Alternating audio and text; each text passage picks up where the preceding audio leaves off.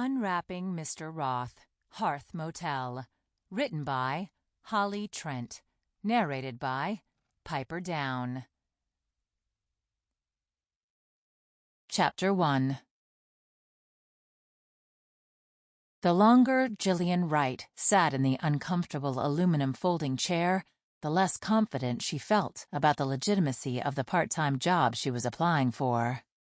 She'd seen the ad in her small town's weekly paper, and being broker than a wagon with one wheel, she'd wanted to be first in line to be interviewed. Unfortunately, having to show up for her other two jobs had foiled that ambition. Jobs didn't stay open long in her town, especially not seasonal ones. Everyone and their mamas went out looking for work so they could plug the gaps in their holiday budgets, and openings tended to be filled first come, first served. That was why she'd been shocked that when she'd finally showed up at 5:30 at the former Happy Panda No. 4 restaurant, she hadn't been turned away. "This has to be some kind of scam," she muttered to herself, as yet another local padded up to the counter and accepted an application packet from the surly lady behind it. Gillian had been waiting 2 hours and had yet to be called. She was getting annoyed with waiting and hungry from staring at all the food posters the previous leasers of the space had left behind.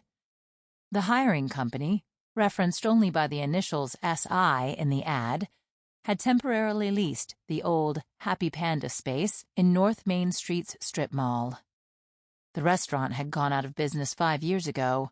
They'd made the best egg rolls in eastern North Carolina, and at that moment, she would have cut someone to get even just the whiff of one. Her stomach growled indignantly, and she let her lips sputter with an exhalation. The squat, gray-haired woman behind the counter, who'd introduced herself only as Agnes, pushed her glasses up her bulbous nose, narrowed her eyes, and called out the next person waiting to be interviewed. It was someone who'd arrived an hour after Gillian. Indignant, Gillian raised her hand. Excuse me?" "Also you," Agnes pointed to a guy in the corner. "You head on back, too."